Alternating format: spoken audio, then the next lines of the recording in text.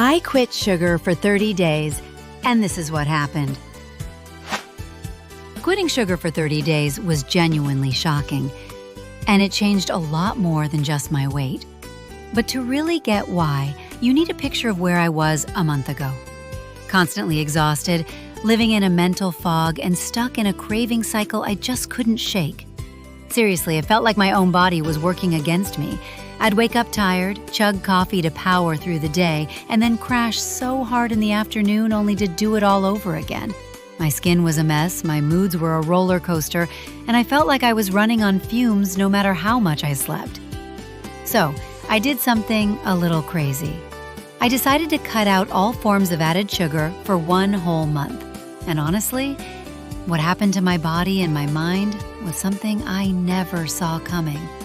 The journey, from the brutal first week to the incredible final results, was one of the hardest but most revealing things I've ever done. The why and the how. So why did I decide to torture myself like this? It wasn't just one big thing. It was death by 1,000 paper cuts. It was the hormonal breakouts that had decided to stick around long after my teen years. It was the brain fog that made focusing on work feel like wading through mud, leaving me feeling totally useless. But mostly, it was the energy roller coaster. I was so sick of that 3 p.m. wall where all I wanted was a nap, or let's be real, something sweet to drag me through the rest of the day. I was trapped in a nasty cycle. Sugar gave me a quick lift, then a nosedive that left me feeling even worse, which, you guessed it, made me crave more sugar. It was a dependency, and I wanted out. Before I could start, I needed clear rules. This wasn't just about ditching the obvious culprits like cookies, candy, and soda. Nope. This was a full-on mission to investigate everything I ate. My main rule was simple: no added sugars. If sugar was on the ingredients list, it was out. This included so-called natural sweeteners like honey, maple syrup, and agave, and all the artificial stuff too. The only sugars I allowed were the ones that come naturally in whole fruits and plain dairy. This led to my first big shock. Sugar is in everything. I went to the grocery store, rule book in hand, and was floored. That healthy whole grain bread, added sugar. My go-to yogurt, packed with it. The salad dressing I thought was a smart choice, full of high fructose corn syrup. Ketchup, pasta sauce, protein bars, even canned soups, all guilty. It turns out, manufacturers sneak sugar into countless processed foods to make them taste better and last longer. Reading labels became my new part-time job. I had to learn all the secret agent names for sugar because it hides behind more than 60 different aliases like sucrose, dextrose, and pretty much anything ending in OSE. That first grocery trip took forever, and my cart looked totally different. It was full of whole, single-ingredient foods, fresh veggies, lean protein, nuts, and a whole lot of unsweetened everything. It was eye-opening and made me realize just how much sugar I'd been eating without a clue. The first week was, without a doubt, the absolute worst. I expected some withdrawal symptoms, but I was not ready for the intensity. It felt like my body was staging a full-blown protest.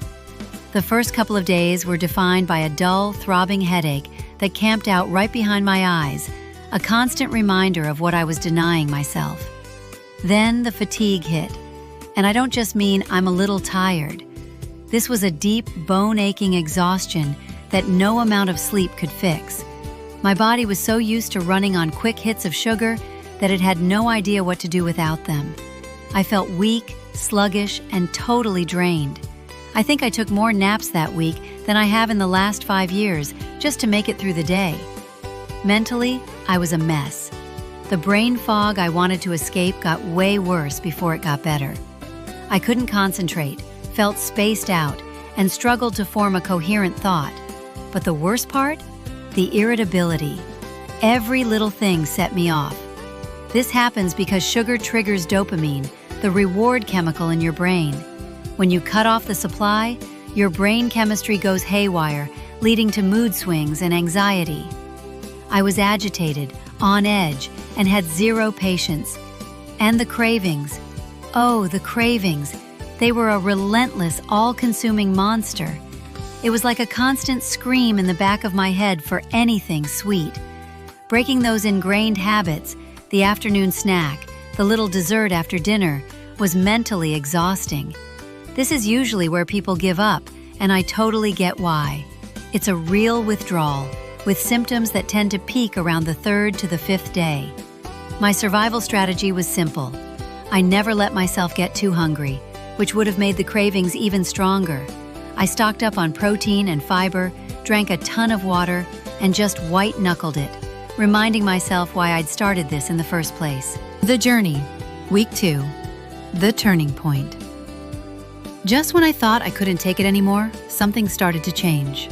Around the end of that first brutal week, the storm inside me finally started to calm down. The headaches disappeared and the intense, gnawing cravings softened from a constant roar to a quiet hum. For many people, the hardest physical symptoms start to fade after that first week. The first good sign I noticed was my energy. It wasn't the spiky, frantic energy I was used to. Instead of the predictable afternoon crash, I started having stable, sustained energy all day long. I could finish a workday without feeling like I needed toothpicks to hold my eyes open at 3 p.m. This happens as your body stops screaming for sugar and gets better at using more reliable fuel sources like fat. My sleep also got way better.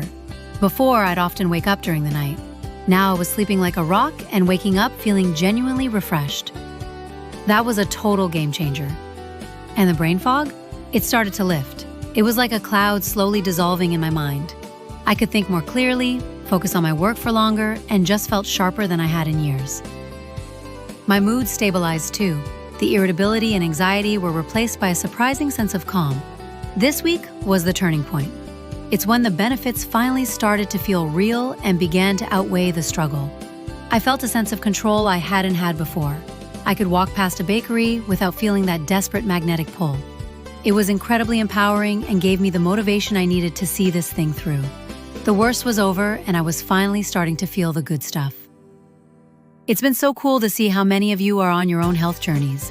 If you've ever tried cutting back on sugar, I'd love to hear about it in the comments. What was the hardest part for you? What changes did you notice?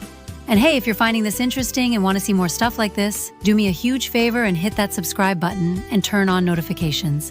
It really helps the channel out and makes sure you don't miss what's next. The second half of the month is where the truly mind-blowing results started showing up. After surviving the withdrawal and hitting that turning point, my body and mind found a new gear I can only describe as feeling clean. First, the physical changes. The most obvious result was my skin. For years, I dealt with inflammation and breakouts along my jawline. After just 3 weeks of no added sugar, my skin was clearer and brighter than it had been in ages. A diet high in sugar can trigger inflammation and a process called glycation, where sugar molecules damage the collagen that keeps skin firm. By cutting out sugar, I was calming that internal fire, and the results were written all over my face. My skin looked less puffy and just had a healthy glow. Then there was the weight. While it wasn't my main goal, I lost about 8 pounds without even trying. Reducing sugar can help lower insulin levels, which in turn can signal your body to start using stored fat for energy. I also felt so much less bloated. My appetite changed too. Without the blood sugar roller coaster, my hunger signals actually made sense. I felt full with less food, and those out-of-control cravings were completely gone. But the mental and emotional results were even more profound. The brain fog I'd been living with, it just lifted. In its place was a mental clarity and focus I hadn't felt since I was a teenager. My thinking felt sharper, my memory seemed better, and my productivity went through the roof. This makes sense, as stable blood sugar prevents the cognitive ups and downs that sugar causes. My mood became incredibly stable. The anxiety and irritability from week 1 felt like a distant memory. I felt calmer, more patient, and emotionally resilient. The endless cycle of dopamine spikes and crashes was over, leaving me with a more balanced and positive outlook. I felt more in control of my emotions and less reactive to everyday stress. By day 30, I felt like a different person. The changes weren't just skin deep, they were a fundamental reset of my entire system. So, after a month with no added sugar, the big question is, what now? Am I going back to the way I ate before? The short answer is absolutely not. This experience has completely rewired my relationship with food and my understanding of how much sugar affects me. The first time I intentionally had something with sugar after the 30 days was a whoa moment. I tried a bite of a dessert I used to love, and it was so sickeningly sweet it was almost hard to eat. My taste buds did a complete system reboot. Foods I never thought of as sweet, like bell peppers, suddenly tasted sweet and delicious. This experiment totally recalibrated my palate, and now I just can't handle the level of sweetness in most processed foods. My plan moving forward isn't to live a life of sad, sugarless deprivation. That's not sustainable or fun. Instead, it's all about balance and being mindful. This challenge armed me with knowledge. I read every label now, not out of obsession, but because I want to be informed about what I'm putting in my body. I know where the hidden sugars are, and I can make a conscious choice about whether or not to eat them. On a day-to-day basis, I'm sticking to a very low-sugar life. I'll keep avoiding sugary drinks and super-processed foods because the benefits, the clear skin, stable energy, and mental focus are just too good to give up. But will I have a real, high-quality dessert on my birthday? You bet. The difference is that now it's a deliberate choice, an occasional treat to be savored, not a mindless habit or a crutch to get me through the day. This journey taught me that I'm the one in the driver's seat. I broke the craving cycle. I learned to listen to what my body actually needs instead of what my sugar-addicted brain was screaming for. It's not about demonizing sugar. It's about understanding its power and making choices that support my long-term health and happiness. It's about finding that sweet spot, pun intended, where I can enjoy food and feel my absolute best. Conclusion. So what's the final verdict? Quitting sugar for 30 days was transformative. It was so much more than a diet. It was a hard reset for my body and mind. Going from the misery of withdrawal to the incredible feeling of clarity, energy, and just wellness was a massive wake-up call. I learned just how much sugar was messing with my skin, my mood, and my ability to focus in ways I never truly understood. The most shocking part wasn't the weight I lost, but the huge mental shift. Waking up with a clear head, having steady energy all day, and feeling emotionally balanced has been life-changing. This experiment proved to me that so many things I thought were just my normal, the fatigue, the brain fog, the breakouts, were actually direct results of what I was eating.